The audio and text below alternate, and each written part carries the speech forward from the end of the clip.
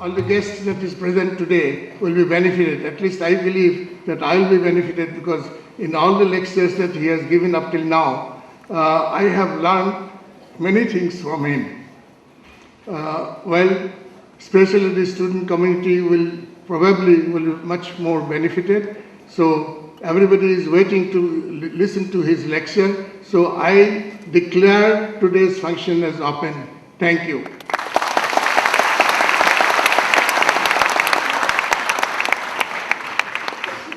Chief guest, Mr. M.Ramaswamy, President of the governing body, Mr. R.C. Chaudhary, members of the governing body and Silver Jubilee Committee, distinguished invitees, ladies and gentlemen, my esteemed colleague and student friends. It is a privilege for K.C.Das Commerce College, no for Greater Guwahati, that we have in our midst today Mr. M.Ramaswamy, the Senior Executive Vice President and Chief Operating Officer of Singapore Stock Exchange. Let me claim straightway The timing of his lecture could not have been better. Globally, financial markets are in tizzy. Inflation is hitting us hard. And the world is now meriting the case of the invisible hands of the market knowing best. However, amid all this, what has become a reality in our lives is globalization. The degree may be vary, but it is here to stay, period. Very recently, the WTO talks under the Doha round collapsed in Geneva. Yet the merit of globalization was not questioned. We see the true form of the globalization in campus lives across the world. I have never visited university campuses in the US or the UK, but medium of television is reliable enough to inform me of the presence of students from all over the world in the hallowed campuses of these universities. I am sure our distinguished guest would enlighten us on what the future holds for those in colleges and universities today. A globetrotter, Mr. Ramaswamy has visited many campuses across the world and is in a position to articulate the benefits of this. This year alone, we have 3 students in the merit list of council and university examinations. The latest being Gunjal Halraka, a first-class first in management under the Guwahati University. The other 2 were Miss Sunana Jain and Monty Agoral. No doubt, the entire college deserves credit. The campus life in the college might have encouraged these achievers. However, the results are also because of the hard work that has gone into making the college what it is today. When I say the making of the college, I mean its infrastructure, its human resources, and of course, the environment within and outside it. I do, however, believe that we have a misconception that only when students top examinations that academic institutions are recognized. Campus life today, more than ever, should not be judged on academic achievements only. There is more to it. A globalized world offers students a wonderful opportunity of being the perfect brand ambassadors. They are expected to operate in society, at the workplace, and everywhere they go as a responsible citizen rather as global citizen. I am not very sure whether academics alone prepare them for these challenges. Institutions must prepare these young friends of ours to embrace the opportunities that lie beyond the campus life. I believe that alone would justify the existence of an academic institution, and I guess our distinguished guest would agree with me.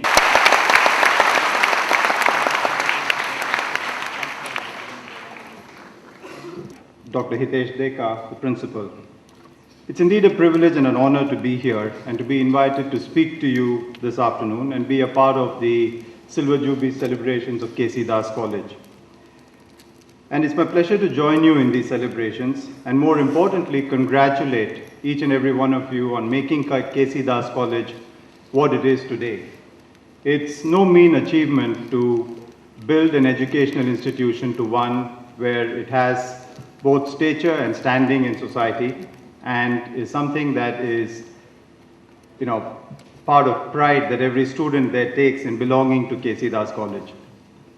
I was earlier today at the college and I was looking at the magazines, the K.C.Dasian and the various publications that the college produces, and it is no surprise to me to see a pretty huge turnout here this afternoon and to welcome you all here to, spend the next hour or so with me this afternoon. I'm looking forward to this session and more importantly to an interactive session where I do get to listen to either questions or views or thoughts that our tomorrow's leaders have, and in terms of what each one of you consider as areas of interest and where you are proceeded in your lives. And in many ways, what you do over the next 50 years or so is critical. It's critical to our well-being, it's critical to the well-being of Guwahati, to the well-being of Assam and India, and one could say the world, right? And you are the future. And what we hope that a series of lectures such as these would accomplish is open your eyes to what's out there in the world and help you make use of these opportunities and go forth into areas that interest you and where you can shine and do well in life. Life, however, does not come in neat 50-year chunks. It's not something that you look back and say, oh, these last 50 years were great. It's many times, it's 1 year at a time, repeated ever so often, repeated 50 times. So it comes to you in small steps. And if you think about it, it's a day repeated many times, which becomes a year, which gets repeated many times, and that's a lifetime. And therefore, it's key that every day becomes something that's meaningful and something that you are pursuing, which is of interest to you and which moves you and your interests forward. The one thing I would say is that in almost every one of your contexts, life this far, it's very cocooned. You have lived in the midst of your parents, you're provided for, you're cared, you're loved, and without question, everyone is supportive to you. You are in what you would call the sheltered environs of your family, and everyone in your family takes pride in what you do, and you are loved without expecting anything in return. Now that is about to change, as you kind of complete your graduation, as you move forward into the world. The one big difference that you would find is that you are now very much on your own. You are out there to strike off on your own. You have to get to life on your terms. And the changes are pretty dramatic, they're profound, but they're pretty slow. Before you realize it, you're a couple of years out of college and you're looking at, okay, what do I do for the rest of my life?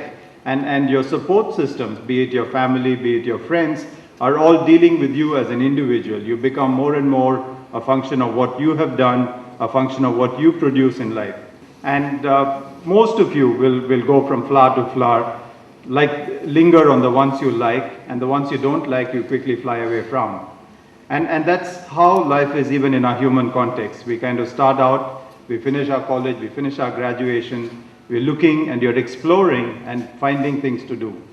And as you set about that, you come across experiences, some good, some great, and some not so good.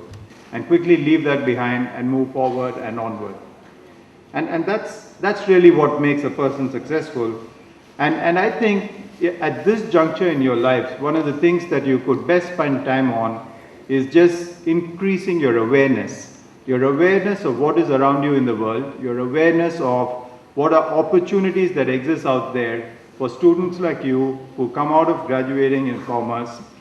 So before I get to the lecture today on how a stock market works or the various roles in that, let me spend a couple of moments on saying a few things to you about the juncture you are in at and where you're headed. And I'm sure that in saying this, I will sound no different than your parents or your professors or people who are what I would call the guidance in your lives today. And you will find that there is a lot of repetition to what I'm going to say today from what your parents have told you or what your professors or your lecturers tell you. And that's because, we are in the main voices of experience.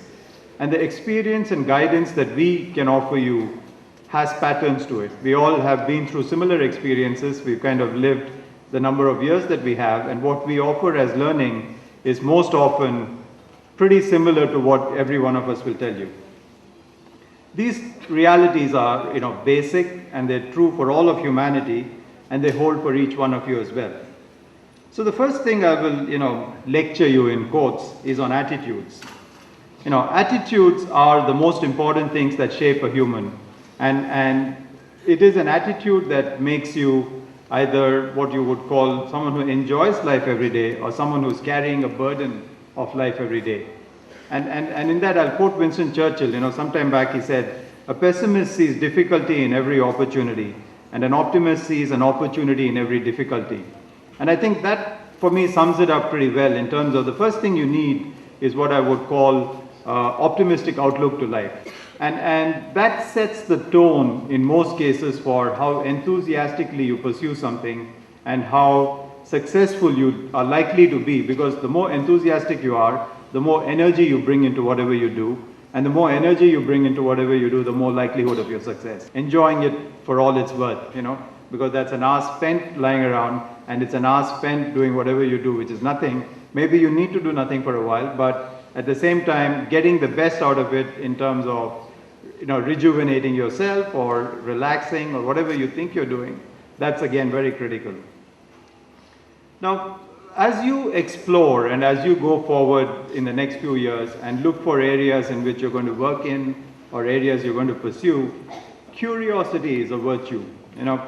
There's this old thing, curiosity killed a cat, but none of you are cats. So just be curious, right? Always go and ask why and find out more about anything and everything. And the more you find out about things, the more you're likely to discover either something that you can do in that context or something that is a strength of yours that can be used in that context. And both of these again are something that go a long way in terms of pushing you forward.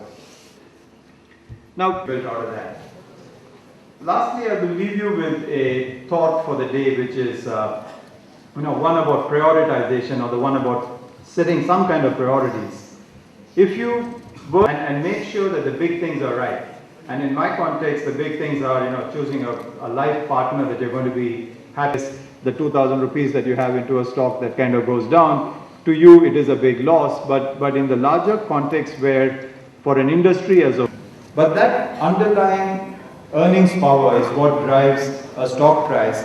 And very often what happens is that in the day-to-day speculative fever that takes over markets. So in fact, like I said, most often people ask me, is this going to go up or down? And what really happens is that in the short run, it's always difficult to predict. What happens in a trading context is driven by what information is in the marketplace, what happens in your budget cycle, what does the finance minister do, what happens to the rain, what happens to commodities prices. There are 10 things that can influence you, and each one of those make the stock prices go up or down. To do that, you have the market information that is critical. You can't fly blind. You need to know what's going on in the marketplace. And again, people like the various websites and the TV channels, each one of them really are providing you that information. They pay in turn to the stock exchanges to buy that information, and they provide it to you. And they make money out of the advertisements or the people who interrupt your looking at the stock price with advertisements which tell you what you could buy, or things which are advertised.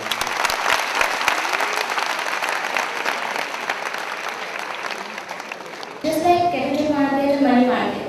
So can you cite one or two exceptional features or functions of stock exchange which totally differentiate it from the other financial markets? As many people who want to invest in that company as possible, right? So you can call it stock, you can call it security, they all mean the same thing. It's just that they're called different names. The differentiation between a stock market and a capital market, stock market is part of the capital markets. A capital market is a more broad term. A stock market is really limited to stock, so it doesn't cover, generally there's not, much debt, or there's not foreign exchange. Those kinds of markets are not included when you say stock market, whereas when you say capital markets, all of those come into play. So that's how I would try and explain. So can you just tell me how that would bring back the position of the market? Okay, it won't bring back the position of the market. Stock markets therefore have what they call circuit breakers, which stop trading when prices move more than a certain amount. So the circuit breaker can be for a stock, it can be for a bunch of stock, or it can be for the whole market. So if the whole market drops more than 10%, most stock exchanges would halt trading for an hour or two, have a time to sit down and reflect before they again try to sell. So it's only to prevent panic through the business of stockbroking. So that's the best safeguard. You don't do it with a friendly neighbor who says he'll buy or sell for you and on your behalf. That's really when people get into trouble. Cookbook for is how to make quick money out of a stock exchange. So that's like saying, how can I always win at the races, right? You can't always win at the races. So I'll leave you with that thought, and thank you all.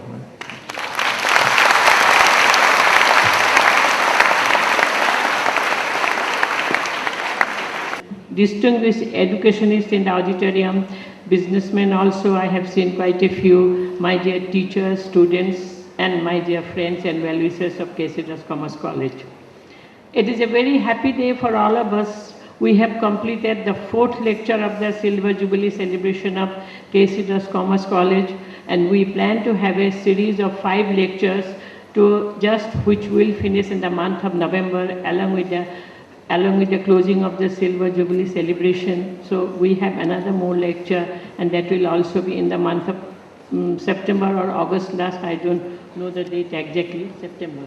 That will be in the month of September. And today we have a very healthy discussion and a very clear, simple handling of the topic. Embracing opportunities and life beyond the campus. So with these words, I don't want to linger anymore. I thank everybody who is present here in this auditorium this afternoon. It is a working day. You have spared some of your most valuable time to be with us and make the function a success. And once again, I thank Mr. Ramaswamy family for being here with us, and thank you once again. Thank you.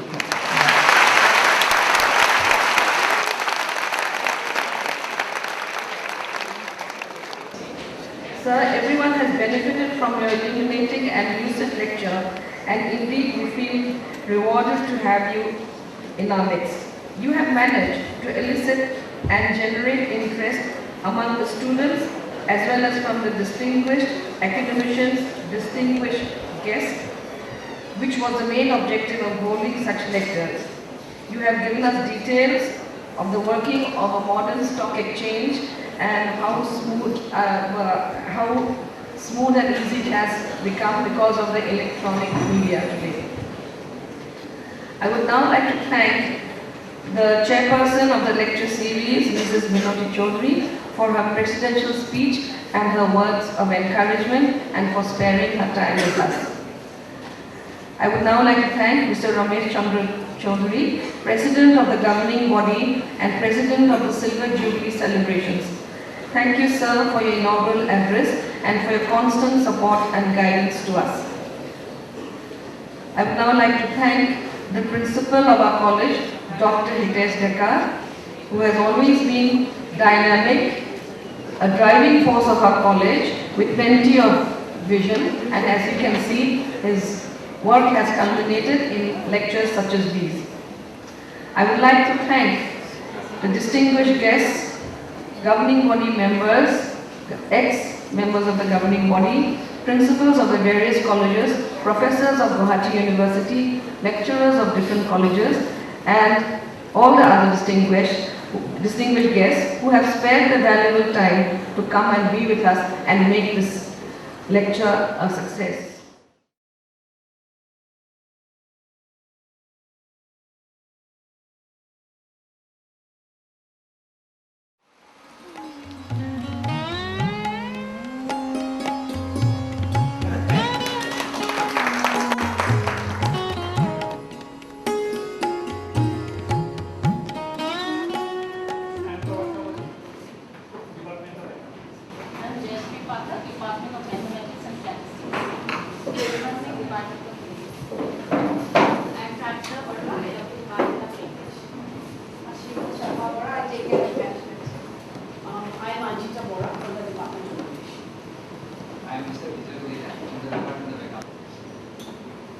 So should you go now? Maybe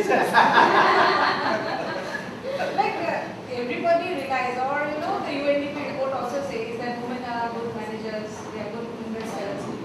So what, in your opinion, exactly is the scenario? When it comes to investing, but I would say you have to invest for the long term, and you have to look at trends long term as against short term investments. So that's really all I can say about investment. And if you're asking, are men better than women? No, I don't have a view on that. Yeah, right. So it's a similar thing. If a woman in a household is saving and investing, it sets the tone for everyone. So in that sense, I think it's important. But whether they do better, I don't really. Correct. But that's good in a way. So in most other places, right? Everyone's trying to get gender equality. If you all have, the gender equality the other way you're trying to get to, then it's a good problem to have. Rule Assam, so it's probably true. Yeah. Not really matriarchal, but we Yeah, slightly influenced by the private. Yeah, no, it's not. No, see, there are two ways of investing. One is for the long run in terms of things that will grow and things that will get consumed. And then the other is short-term trading. Right? So if you look at short-term trading, you need a lot of analysis to say, is some sector overbought, is some sector oversold. But if you take the long term and if you take developed countries, take the US, right? First it was shipping, that was a big thing. Then it was the railways. Then it was, the electronics industry. Then it was construction. So each one has a lifetime where the importance of that industry is very critical to the economy, right? So it was only the railways that opened up the landmass in the US. And so railway barons were the kings. Then when that became kind of past its prime, then it was all about the oil industry. Then it's all about the electronic industry. So like that in India, if you think about it, India is going through a consumer boom. If you look back 25 years ago when we were all a lot younger, not everyone thought they would have a fridge and a TV and a scooter and a car whereas today's youth, when they come out, all of this is taken for granted, right? So all that manufacturing has to happen and all that. So that will grow. So the stock market will grow, and it is. If you have 10,000 rupees, you can't go and buy a part of a factory. Nor can you start an industry. But you can buy 20 shares of an industry you think will grow. So that's the advantage of the stock market. With very little money, you can participate in the future growth. You don't need first $1 million to start, right? So that's the context in which you got to think about it. You got to start small and you got to invest for the long term, and then you grow with future. But the other part of it is, there's always a speculative fever. Yeah. That is never good. Speculative fever bubbles will burst, and people will, some people will lose money, and some people will say, oh, the stock market is really bad. But that's, I think, a function of when something looks too good to be true, then it is too good to be true. You can't make huge returns endlessly. So we are bringing you into entrepreneurs, so we cannot give the message. No, but you see, there's nothing wrong in starting as a small entrepreneur, but you have to grow. Yes. And at some point, that's where capital markets come in, right? So if you become a certain size, you can't then grow more on your own. That's when you become a public limited company. You take capital from 1,000 others, and you have shares which others buy. And when they do that, what they're doing is they're investing in your growth. So there's nothing, I would say, against starting as an entrepreneur and kind of having ideas that you want to grow, but you can't stop at any point and say, this is all I want. Because the minute you do that, then you become, And the second thing, of course, is, there are things to be said for working in a large company and gaining some experience. Because you learn a lot of things. You learn about, the process of management. You learn about how to administer well. Whereas when you start directly as an entrepreneur after college, you probably don't have the experience. You have to learn everything by yourself. Whereas when you go and join an Oil India or a ONGC or whatever, they train you and someone's spending on making you learn. And that is worth it, So I think doing that for a while before you branch off is not a bad thing. So the key is to always ensure that your investment is such that it can ride a couple of cycles. And you shouldn't put in money that you need back tomorrow. Or you shouldn't put in money from which you need earnings immediately, right? Then put it in for a few years. All that happens when something goes down and it becomes a longer term investment, right? It doesn't go away. You still own that, and if the industry does well, you recover. But if you take it in 3-month cycles, right, it's very difficult to predict. That's where you got to study, you got to analyze, you got to be close to the market.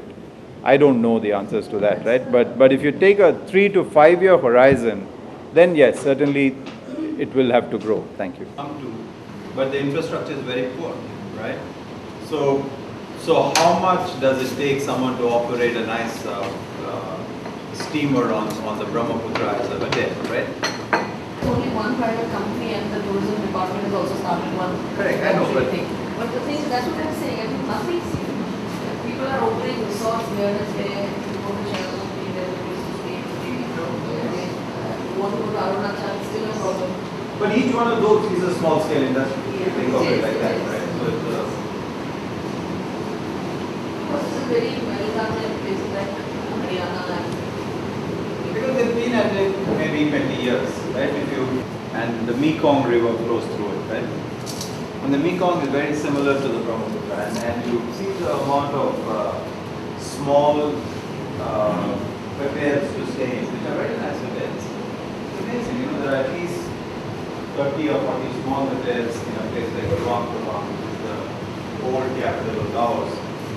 And compared to that, Guwahati probably has, nothing comparable. And yet there's no reason why it shouldn't have, It has in villages to, women and people who are either seasonal farmers or people who don't have steady income throughout the year at interest rates that are low. What each can do is only educate, which is saying, either we can introduce them to banks or we can provide surety.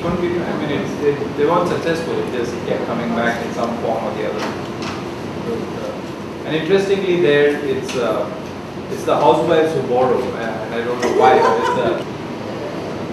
I mean, what do you think? I think it's sustainable. If you take the population and you take the fact that 10 years ago we probably had 150 middle class, 150. So by sheer effort from those, it will grow. So I don't think India's growth is in question. I think it's only how quickly and how steadily and how much of up and down we have. People want to improve, so they It will, so the government can facilitate it better, or it will happen in spite of the government. Right? So I don't think they can stop it. So we don't need to restrict our consumption. I don't think so. I think that you got to plan your consumption in line with your earning capacity. Yeah, that's it. Earlier, I remember, when we were young, going here, there was a big thing. We're going here, we're going there. Now it's become a very common thing. As you said, the middle class is. That he had seen more change in his life than we would ever see. Right? So every generation feels that way. And that 95, he used to be very lucid. He would, in his context, he said, when I was born, there was no class.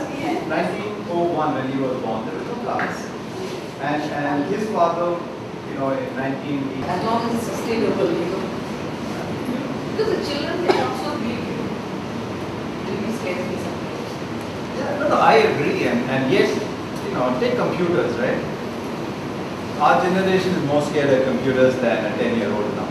Yes. Right? They use it with abandon. I enjoy Assam every time I'm here. I would say, like I said, it's a beautiful land. There's so much natural there, which, when we first got married, we got married in Guwahati, and of course, the Brahmaputra in 86. And the Kaveri is very seasonal because of the dams. In the summer, there's no water on the Kaveri, right? So we were driving, and then I said, "Oh, there's the Kaveri," and then she says, "What? This thing of sand?" Why do you call it a river? It's just sand. So yes, there's a big bridge, but we both enjoyed each other's places. I would say. So I'd just like to know the full form of SGX. SGX is Singapore Stock Exchange. So it's just. SG is Singapore. SG is Singapore. X is exchange. Yeah. So that's their stock code and their short name. So they were formed by the merging of two stock exchanges. The Singapore Stock Exchange, and then something called CIMEX, which is the derivatives exchange. So those two amalgamated to form SGX. 99, I think it was. See, I've worked in many places, right? I worked in Hong Kong, in Singapore, in London, in New York, right? Compared to India, you have served in India also. Yeah, I've worked in India. Repeat quality of anything is poor in India, in a sense that People are very smart and intelligent, so they'll find a new way of doing it every day, pretty good routine. So every time you open a bank account, it will take you 6 minutes. Whether 6 is better than what we do here is a different issue, but it's always 6, right? Whereas here, one day it's 3, one day it's 6, one day it's 10, and you can't predict. So I think that I find is the biggest difference, right? That's one. And the second is people are not proud enough of the work they do. If you're a sweeper or if you are a guard in a bank branch, you go to a Turkish bank branch, the guard is very proud that he's a guard there and he will ensure that, the security is done the same way, the frisking is done the same way, right? Whatever. Whereas here, people are not as proud of the work.